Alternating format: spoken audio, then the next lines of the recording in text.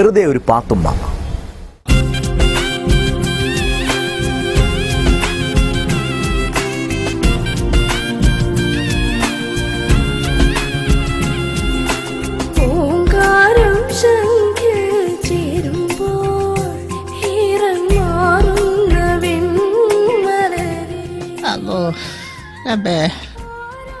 എന്റെ നാടൊടിഞ്ഞു.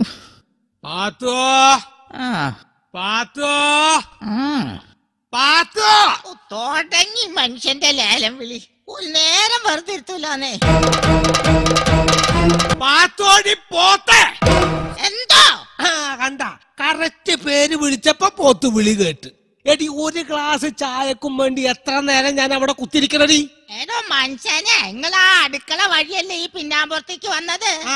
ഇവിടം വരെ വരുന്നതിന്റെ പകുതി വഴിയല്ല അടുക്കളയിലേക്കുള്ള. അവിടുന്ന് ഒരു ഗ്ലാസ് ചായ എടുത്ത് കുടിച്ചാ നിങ്ങളുടെ കയ്യില് വാച്ചൂരി പോവോ? അത് ശരി. അപ്പൊ എന്താ റെസ്റ്റ് എടുക്കുക? അല്ല മനുഷ്യനെ, മരിക്കാൻ പോണേലും മുമ്പ് കുറച്ച് ശ്വാസം എടുക്കുക. ഒന്ന് ശ്വാസം വിടാൻ പോലും സമയമില്ലാണ്ടിരിക്കാൻ എന്ത് മലമറിക്കണ പണി അടി അനക്കിവിടെ? ഇതില് നല്ലത് മല മറിക്കണ. ഞാൻ ഈ കുടുംബത്തെ ചെയ്യുന്ന പണിയൊക്കെ പിന്നെ നിങ്ങളാ ചെയ്യണേ. ഇയ്യ് ചെയ്യണ പണിയൊക്കെ ഞാൻ ചെയ്യാടി. ഞാൻ ചെയ്യണ പണിയൊക്കെ ഇയ്യ് ചെയ്. അതിന് നിങ്ങൾക്ക് എന്താ എത്ര വലിയ പണി? വീട്ടിൽ നിന്ന് പള്ളിയിലേക്കും പള്ളിയിൽ നിന്ന് വീട്ടിലേക്കും തേരാപാര നടക്കണതാ. പിന്നെ ഇന്റെ കടയിൽ ഇരിക്കോടി. ഒരു കട, ആർക്കും വേണ്ടാത്തൊരു മുറുക്കാൻ കടയില് വല്ലപ്പോഴും 2 നാരങ്ങ പിഴിയണം. ഇതപ്പ എത്ര വലിയ പണി? ഇന്ന് ആ നാരങ്ങ ഞാൻ പിഴിയാ. ഇന്റെ നാരങ്ങം കൂടെ പിഴിയാലോ. ഇന്നെ പിഴിഞ്ഞ് ഈ കോലത്തിലാക്കിയല്ലോ. എടി ചെമ്മീൻ തുള്ളിയ മുട്ടോളം, പിന്നെ തുള്ളിയാലോ ചട്ടിയില. അതുകൊണ്ട് ഈ ഒരു കാര്യം ഓർത്തോ, പെണ്ണെന്നും പെണ്ണ. എന്ന് വഴക്കുണ്ടായാലും നിങ്ങൾ പറയണ കേക്കാലോ. പെണ്ണെന്നും പെണ്ണ, പെണ്ണെന്നും പെണ്ണാന്ന്. പെണ്ണെന്നും പെണ്ണെന്നെ. എന്താ ഞങ്ങള് പെണ്ണുങ്ങൾക്ക് ഒരു കുറവ്? അങ്ങനെ ഉണ്ടെങ്കിൽ തന്നെ 2 കുറവുള്ളൂ. ഒന്ന് താടിയുടെയും ഒന്ന് മീശയുടെയും. പേടിപ്പിച്ചു. എടി ഹമുക്കെ, ഭാര്യയും ഭർത്താവ് എന്ന് പറഞ്ഞ ഒരു വണ്ടിയുടെ 2 ചക്രങ്ങളാ. അതിൽ ഒരെണ്ണം പഞ്ചറായ മതി, പിന്നെ വണ്ടി ഓടില്ല. ഒരു സ്റ്റെപ്പിന് എപ്പോഴും നല്ലതാണ്. ചെറിയ വായല് വലിയ വർത്താനം പറയണ. അവൾ അതും പറയും, അതിലപ്പുറവും പറയും. നിങ്ങടല്ലേ മോള്? അപ്പൊ നിങ്ങളല്ലേ എന്റെ ഉമ്മ? കടന്ന് പൊയ്ക്കയ്യോ ഇവിടുന്ന്, അല്ലെങ്കിൽ ഇപ്പൊ കിട്ടും. അന്നെന്തിനാണ് ഇതിന്റെ ഇടയിലേക്ക് കെട്ടിയെടുത്ത്? ഞാൻ എത്ര നാളായി പാപ്പാനോട് ഒരു മൊബൈൽ മേടിച്ചു തരാൻ പറയണു. കുളി പഠിക്കണ എനക്കെന്തിനാണ് ഈ മൊബൈല്? അപ്പൊ നിങ്ങളൊന്നും അറിഞ്ഞില്ലേ? അപ്പുറത്തെ വീട്ടിലെ ചുമന്ന കാറുള്ള ഒരു ചെക്കനായിട്ട് കയ്യാങ്കളി തുടങ്ങിയിട്ട് കാലം കൊറേ ആയി. ഇനി മൊബൈലും കൂടി മേടിച്ചു കൊടുത്താ ഓഫറിന്റെ കളിയായിരിക്കും. എന്തോഫർ? ഓന്റെ കൂടെ ഒളിച്ചോടുന്നു. അത് ശരി, അന്ന കുഴപ്പമില്ല. ഒളിച്ചോടുച്ചെങ്കിൽ ഞാൻ ഓൾക്കൊരു മൊബൈൽ മേടിച്ചു കൊടുക്കാം. എന്ത് പ്രാന്താ മനുഷ്യങ്ങൾ പറയണേ? ഒരു മൊബൈലിന് 999 ഉറുപ്പ്യയുടെ ചെലവല്ലോ. ഇല്ലെങ്കിൽ 916ന്റെ സ്വർണം കിട്ടണമെങ്കിൽ ലക്ഷങ്ങൾ എത്ര മുടക്കണം? അപ്പൊ മൊബൈലല്ലേ ലാഭം? കേട്ടവളെ ഒന്ന് കുഴിച്ചുകൂടും ഞാൻ. അവളുടെ മൊബൈലി അതിനെങ്ങനെ? ഉമ്മ വെയില് ചാടിയ മോള് മതില് ചാടൂലോ. എന്റെ അല്ലേ മോള്? അപ്പൊ നിങ്ങളല്ലേ എന്റെ വാപ്പ? എന്നാണ് എന്റെ വിശ്വാസം. അത് അന്ധവിശ്വാസം ആവാ. ഈ ഒരു നിമിഷം ഞാനിവിടെ നിൽക്കില്ല. പണ്ട് വഴക്ക് മാത്രമേ ഉണ്ടായിരുന്നുള്ളൂ. ഇന്ന് നിങ്ങളെന്റെ ചാരിതാർത്ഥ്യത്തെയാണ് സംശയിച്ചിരിക്കുന്നത്. ചാരിത്രത്തെ? അതിനെയാണ് സംശയിച്ചിരിക്കുന്നത്. നിങ്ങൾ മനുഷ്യനല്ല, മൃഗാണ്, മൃഗം. ഞാനൊരു പുരുഷനാണ്. എന്റെ പുരുത്രശത്രം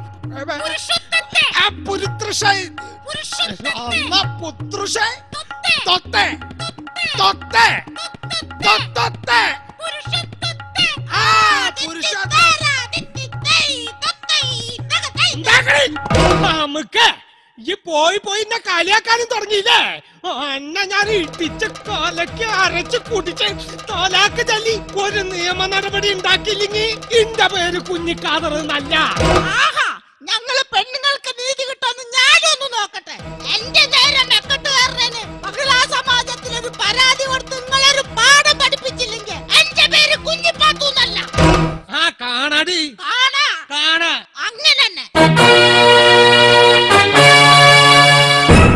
ഞാൻ പേര് മാറ്റൂല.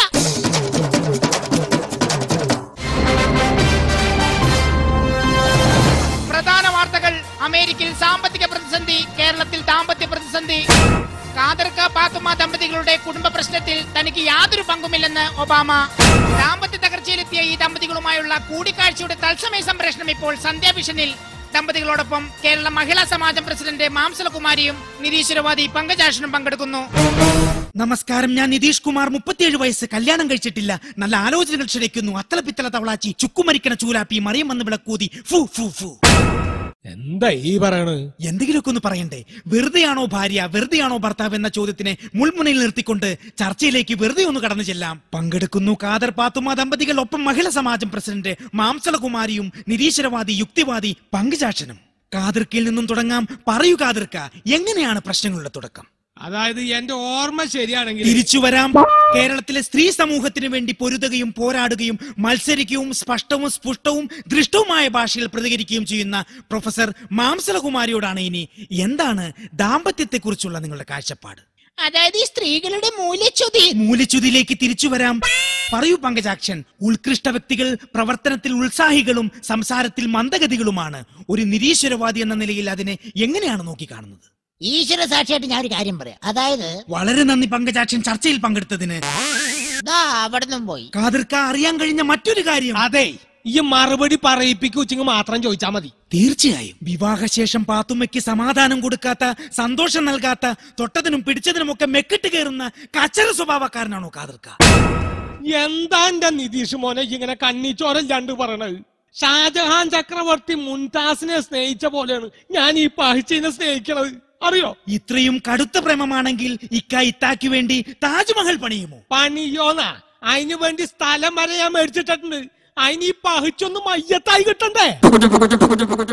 വളരെ നല്ല മറുപടി പാത്തുമ്മ. ഒരു കാര്യം നമുക്ക് ഇതിൽ നിന്നും മനസ്സിലാക്കാം. സ്ത്രീയാണ് കുടുംബത്തിന്റെ വിളക്ക്. ഞാൻ ഓർത്തു പോകുന്നു ആ കവിത. കണ്ണുനീർത്തുള്ളിയെ സ്ത്രീയോട് ഉപമിച്ച കാവ്യഭാവനെ. അഭിനന്ദനം, അഭിനന്ദനം, നിനക്ക് അഭിനന്ദനം. എന്തു പറയുന്നു?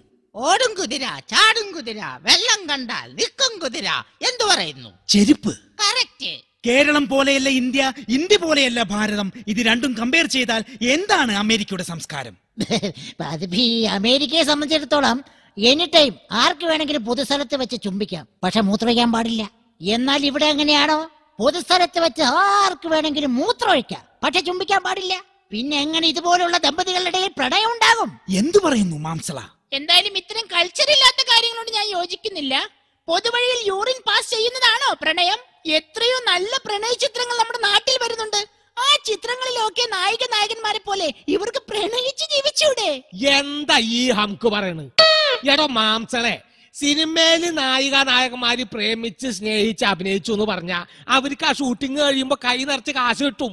ഈ വക ബീസുകളുടെ പിന്നാലെ പ്രേമിച്ച് നടന്ന 10ന്റെ പൈസ കിട്ടുമോ? Mister Khader, mind your words. Yes, I-S. ആ പദവിയുടെ അർത്ഥം അറിയാനിക്ക്. അതറിയണമെങ്കിൽ ഇന്ത്യ എന്താന്ന് മനസ്സിലാക്കണം. അക്ഷരങ്ങൾ അച്ചടിച്ചു കൂട്ടിയ പുസ്തകത്തിൽ നിന്ന് ഈയൊന്നും പഠിച്ച് മനസ്സിലാക്കിയ ഇന്ത്യ അല്ല, അനുഭവങ്ങളുടെ ഇന്ത്യ. അത് മനസ്സിലാക്കണമെങ്കിൽ സെൻസ് ഉണ്ടാവണം, സെൻസിബിലിറ്റി ഉണ്ടാവണം, സ്റ്റെപ്പ് ഉണ്ടാവണം, ട്രാൻസ്ഫോമർ ഉണ്ടാവണം, സോഡ ഉണ്ടാവണം, ഗ്ലാസ് ഉണ്ടാവണം, അച്ചാർ ഉണ്ടാവണം. ഇതൊന്നുമില്ലെങ്കിൽ അതുപോലെ തലയ്ക്ക് പ്രാന്തെങ്കിലും ഉണ്ടാവണം. ഇങ്ങനെ ഒരു ലൈസൻസും ഇല്ലാതെ പുരുഷന്മാരെ അവഹേളിക്കുന്നതാണ് നിങ്ങളെ പോലുള്ള വിവരം കണ്ട സ്ത്രീകളുടെ പരാജയം. സത്യത്തിൽ അതാണോ പരാജയം? എന്തോന്ന് പരാജയം? മൂക്കറ്റം വെള്ളമടിച്ച് വഴി കിടന്ന് പ്രശ്നം ഉണ്ടാക്കി ഭാര്യക്കും മക്കൾക്ക് മാനക്കേടുണ്ടാക്കുന്ന ഇത്തരം നികൃഷ്ട ജീവികളോട് സ്ത്രീകൾ പിന്നെ എങ്ങനെയാണ് പ്രതികരിക്കേണ്ടത്? ഇനി സ്ത്രീകളെ അടക്കി ഭരിക്കാൻ ഒരു പുരുഷന്മാരെയും അനുവദിക്കുന്ന പ്രശ്നമില്ല. മിസിസ് മാംസളം, പുരുഷന്മാരെ ഇങ്ങനെ അടച്ചാക്ഷേപിക്കരുത്. അടച്ചല്ല, നിങ്ങളൊക്കെ അടിച്ചാണ് ആക്ഷേപിക്കേണ്ടത്. എന്തിനധികം പറയുന്നു? നിങ്ങൾ ഏതൊരു പത്രവാർത്തയും എടുത്തു നോക്കൂ. വിവാഹം കഴിഞ്ഞ ദിവസങ്ങൾക്കകം അവിടെ ഒരു സ്ത്രീ സ്റ്റൗ പൊട്ടി മരിച്ചു, ഇവിടെ ഒരു സ്ത്രീ സ്റ്റൗ പൊട്ടി മരിച്ചു. എവിടെയെങ്കിലും ഒരു പുരുഷൻ സ്റ്റൗ പൊട്ടി മരിച്ചായി നിങ്ങൾ കേട്ടിട്ടുണ്ടോ? കേട്ടിട്ടുണ്ടോ പങ്കജാക്ഷൻ? അവളുടെ ഒരു സ്റ്റൗ തെങ്ങിന്റെ മേളിൽ നിന്ന് വീണ് പുരുഷൻ മരിക്കുന്നു, ഇലക്ട്രിക് പോസ്റ്റിന്റെ മുകളിൽ നിന്ന് വീണ് പുരുഷൻ മരിക്കുന്നു. എപ്പോഴെങ്കിലും ഇതിന്റെ ഒക്കെ മേളിൽ നിന്ന് വീണ് ഏതെങ്കിലും ഒരു സ്ത്രീ മരിച്ചിട്ടുണ്ടോ? ഫോർ എക്സാമ്പിൾ, എത്രയെത്ര ആനപ്പാപ്പന്മാർ ആന ചവിട്ടി മരിക്കുന്നു. ഇതുവരെ ഏതെങ്കിലും ഒരു ആന പാപ്പി ആന ചവിട്ടി മരിച്ചിട്ടുണ്ടോ? എന്നിട്ട് അവളൊരു തുരുമ്പ് പിടിച്ച സ്റ്റൗവുമായി വന്നിരിക്കുന്നു. ഇവളുടെ പല്ലടിച്ചു ഒഴിക്കാൻ ആളില്ലാണ്ടാണ്. ഇങ്ങോട്ട് വാട അടിച്ചു ഒഴിക്കാൻ. എന്റെ കൈ രണ്ടും ചന്തയ്ക്ക് പോകും. ചന്ത തന്നെയാണ്. ഇതുപോലെ ചന്ത വർത്താതെ പറയൂ. അത്രക്കായോ? ചർച്ച വഴിതെറ്റുന്നു, വാക്കുകൾ അതിര് കടക്കുന്നു, കാക്കയും താത്തയും കണ്ണു തള്ളുന്നു, മൊത്തത്തിൽ കുളമാകുന്നു. നിന്ന് കഥാപ്രസംഗം പറയാതെ ഇങ്ങോട്ട് മാറി നിൽക്കണം. ഇയാളെ